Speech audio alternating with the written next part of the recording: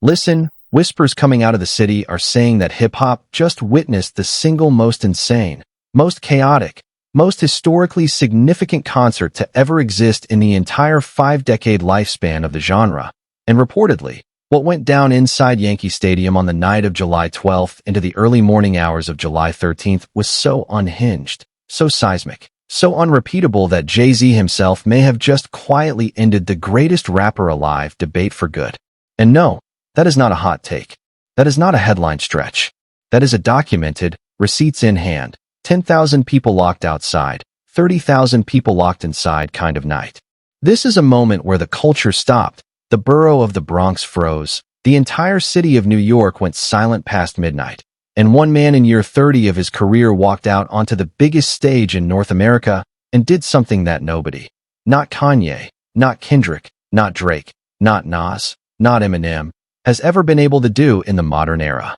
And if you want the full breakdown of what actually happened, why 10,000 ticketed fans were physically shut out of the venue, why the show didn't start until after midnight, what Jay-Z secretly confirmed on stage that changes the entire trajectory of hip-hop for the next 24 months, and why insiders are already whispering that a new Jay-Z album may be closer than anybody realizes, then lock in. Hit that like button, subscribe to the channel, and let's get into the wildest live music story of the decade.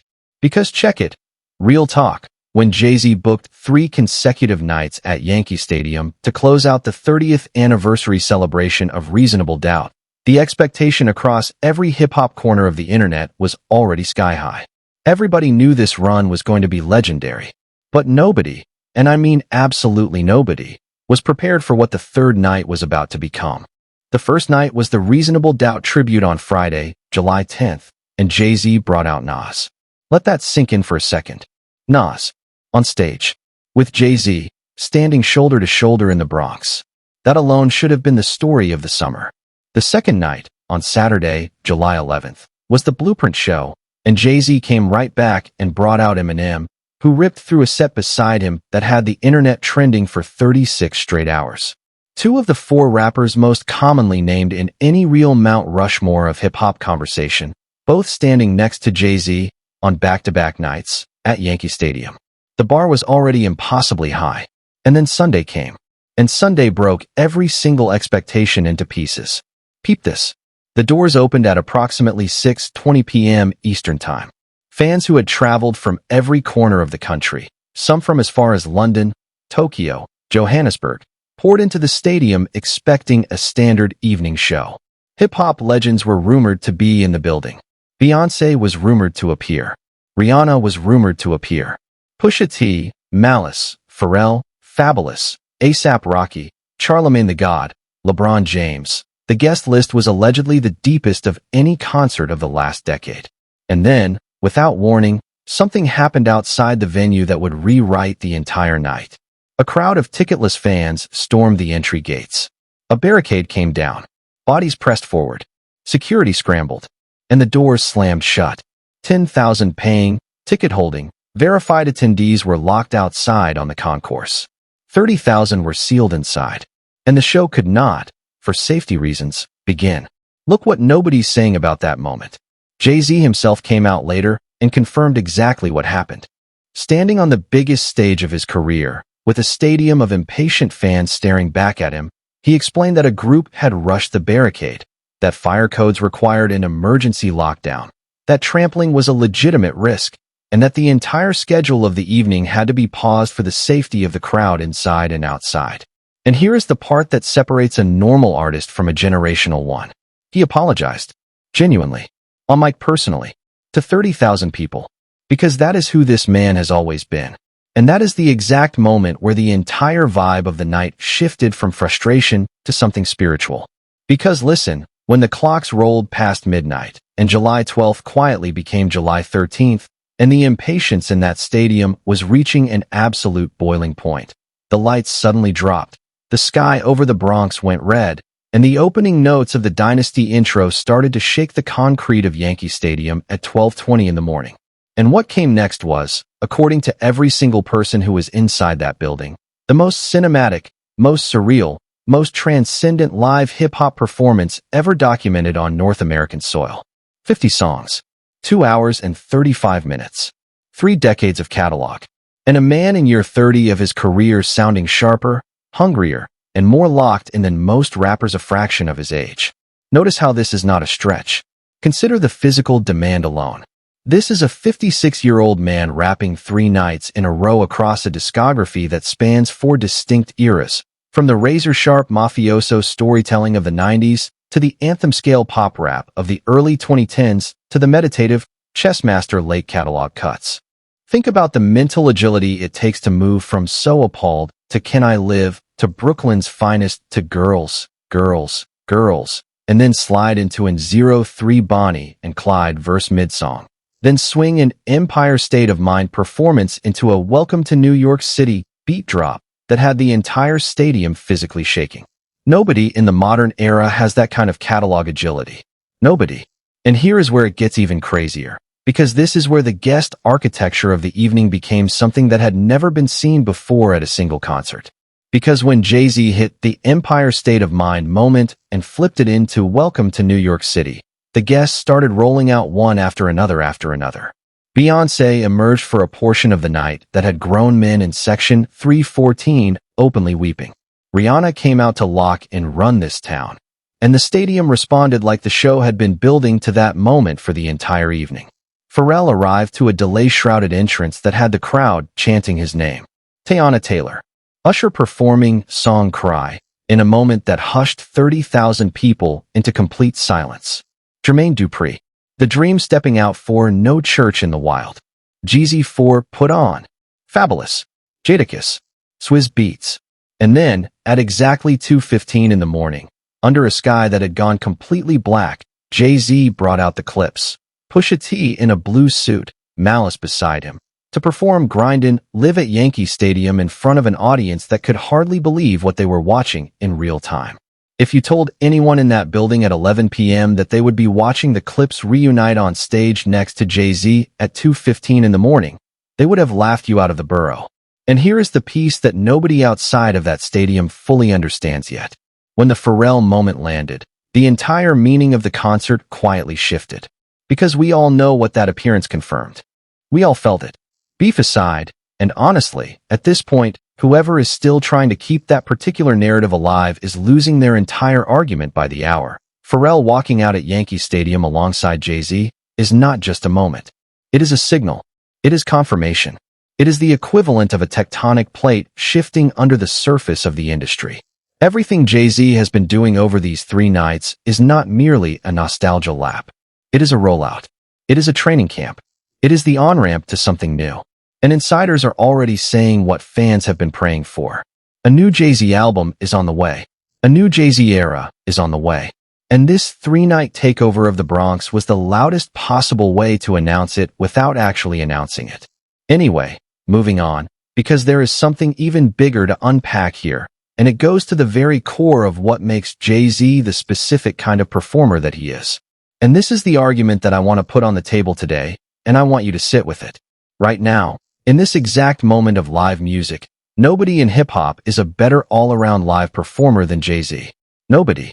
Not Kanye, whose theatrical designs are visually stunning, but whose actual live rapping and stamina have visibly declined. Not Kendrick, whose stagecraft is elite, but whose catalog depth cannot yet match a 30-year run. Not Drake, whose touring numbers are massive, but whose live vocal performance is often uneven. Jay-Z brings the rap sharpness, the vocal control, the catalog depth, the visual production, the guest architecture, the lighting, the video design, the live band, and critically, the crowd command all together into one product. That is the premium tier of live music, and there is nobody currently occupying that tier at his level. And look, let me address the counter-argument before someone drops it in the comments. Some people will try to spin the guest-heavy nature of this show as a weakness. They will say, Jay-Z needed help to sell out 3 nights. They will say, Jay-Z leaned on the roster because he could not fill Yankee Stadium alone. Let me be very clear about this. That framing is completely upside down. The reason Beyoncé shows up, the reason Rihanna shows up, the reason Pusha T, Malice, Pharrell, Usher, Jeezy, The Dream, Jadakiss, Swizz Beatz, and Teyana Taylor all show up is because Jay-Z has spent 30 years building the kind of equity in the culture that makes those appearances possible in the first place. No other lead artist in the world could pull that guest list to a single stage for a single stadium run. Not one. Now, so many things get written about her in the press right now, but I've always wanted to know, what does she genuinely think the misconception is? Because from where I'm sitting, the misconception isn't that people don't like her. The misconception is that she believes she can rewrite a public image simply by posting a niece. Baby, if word on the street is anything to go by, Papoose is also kind of quietly playing this whole thing in a different key than she expected. Because sources close to the situation are alleging that Papoose has not exactly matched her energy on the divorce timeline. And I'm just here wondering whether he is genuinely all in, considering his ongoing legal, financial, and photographic entanglements with Remy Ma. See, after she kept publicly positioning herself as the next Mrs. Papoose in waiting, the actual Mrs. Papoose is still, at this very second, legally the actual Mrs. Papoose. The internet noticed. Well, in response to the shade, Claressa was basically like, I just try to stay up here and take the high road in every situation. Only, the high road, sis, does not usually involve calling your own cousin an op on a public feed. The high road doesn't need private security at a funeral. The high road doesn't need a rebranded Snapchat aesthetic every time a Remy Ma birthday rolls around. And the high road, most importantly, does not require you to keep saying you are on the high road. I think fans get from her that she tries not to let negativity or rumors make her stoop down to that level and go back and forth with it. She likes to give just enough. Only, guys, the entire internet has now cataloged the receipts, and the receipts do not exactly agree with the branding. Here's the thing. At the time when the Papoose situation was going down, the entire internet just rolled their eyes and assumed it was classic post-breakup mess, with Remy Ma being the bitter ex who couldn't handle getting replaced. And I honestly get where people were coming from, because Remy Ma has been very publicly silent, and silence in a hip-hop marriage this loud is a strategy. Granted, it is completely understandable why a lot of people find it nearly impossible to take anything Claressa says seriously right now, because this is a woman who has practically built a whole secondary brand on being the ultimate side character of somebody else's marriage. This is someone who has been in all sorts of drama with peers, family, and public figures, from Layla Ali, Franchon Cruz Dezern, Sade Green, Alicia Baumgardner, Chris Cyborg, and now Remy Ma. And baby, when the same names keep showing up as your ops, the common denominator is not the names. We also had someone like Shalita, who recently took to social media claiming that she had documentation, timelines, and eyewitnesses regarding the funeral incident, and that she was allegedly being harassed for speaking up. Y'all, this is not a stranger. This is her own blood cousin. And when your blood is publicly asking the internet to bear witness, that is not a hater. That is a fracture. Miami-Dade police, Flint police. None of that is currently the point, but the pattern of her being connected to disputes that spill into public documentation is starting to look less like an accident and more like an operating system. This is also someone who has been to court, has been publicly warned by promotions, and has been called out by multiple former friends. First from an old training partner, who allegedly said Claressa and she were once inseparable for years, and that their falling out started the moment Claressa realized the friend was no longer useful to her brand. According to the friend, Claressa allegedly made her life a living hell after that. Now, around the same time these old friend receipts started dropping, another former associate came forward and detailed almost the same pattern and accused her of allegedly ghosting longtime supporters the moment fame kicked in. In fact, some of them even joined forces to compare timelines, and on the same day, screenshots started showing up across Instagram, TikTok, and Facebook. There was even another recent statement from a former friend who said Claressa Shields had been reaching out through burner-style accounts to fight critics online, and let me not even begin with how many random YouTubers and content creators have alleged the same thing. Basically, when someone with that much personal turbulence attached to their name starts throwing shots at family, the natural instinct for most people is to tune it out as pure distraction and projection.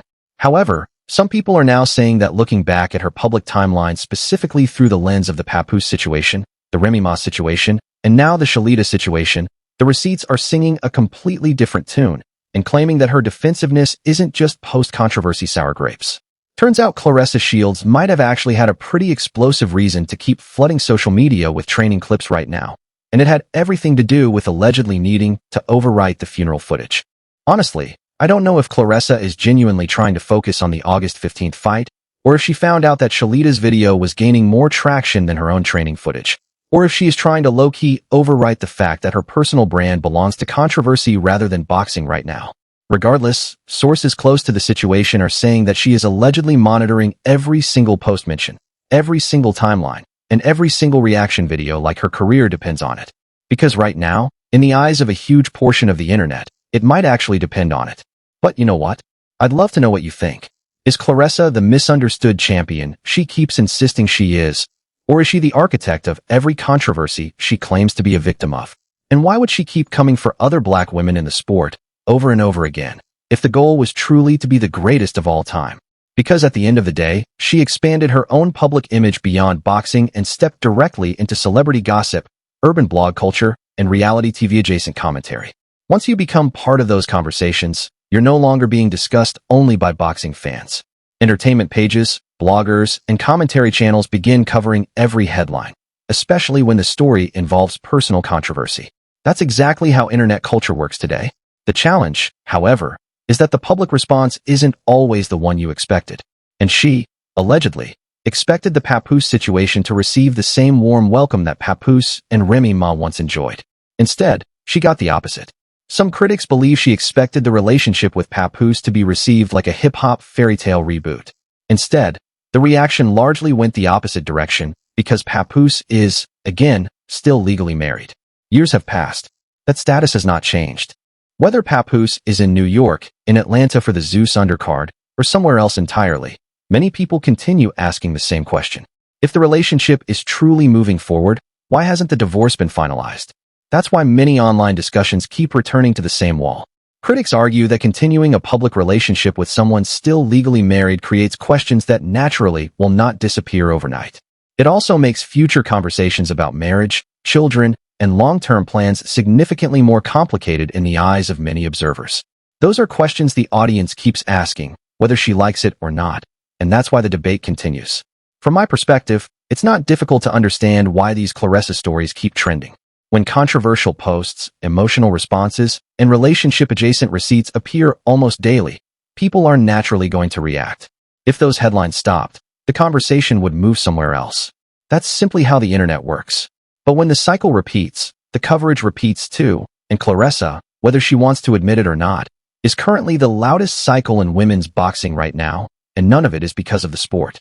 There's another factor a lot of people are quietly overlooking. Some former friends, and now even certain family members, have publicly spoken out, which only adds more fuel to the discussion. Every news statement creates another wave of reactions, and in today's social media world, that quickly becomes content across multiple platforms.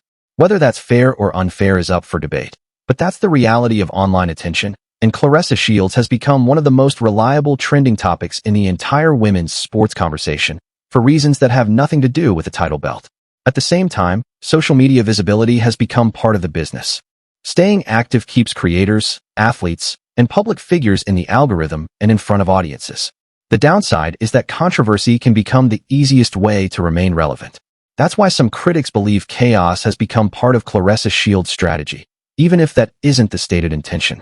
Either way, it keeps people talking, and it keeps her name at the top of every gossip channel's queue, including this one. In the end, many viewers feel the overall pattern with Claressa Shields has become predictable. The same disputes, the same explanations, the same public back and forth on the same platforms with the same characters. Whether people support Claressa or criticize her, most agree that the conversation now extends far beyond boxing, and separating the actual facts from the online narratives has become significantly harder than it should be. And baby, that is exactly why Shalita's video landed the way it landed, because it did not come from a stranger. It did not come from a boxer, it did not come from a rapper, and it did not come from a blogger. It came from family. And family, in every culture, is the last receipt anyone wants dropped, because family has the timeline nobody else has access to. So, honestly, I want to know what y'all think. Is Claressa actually the greatest of all time who is being sabotaged by envy? Or is she the common denominator in every conflict she has ever been publicly involved in? Do y'all believe Shalita? Do y'all believe the former friends? Do y'all believe Alicia Baumgardner? Do y'all believe Chris Cyborg's duck hunting jokes? Or do y'all believe the training video? Because right now, the internet cannot believe all of it, and Claressa Shields is going to have to choose which version of herself she actually wants to defend. Child, drop your take in the comments section below, because I want to know exactly which lane you're standing in, and don't forget to like, subscribe, and hit the bell, Because trust me, this Claressa story is not slowing down before August 15th. If anything, it is just getting started. And I'll see you in the very next video, where we are diving into exactly who Shalita is, why she waited this long to speak, and what she is allegedly about to drop next on Claressa.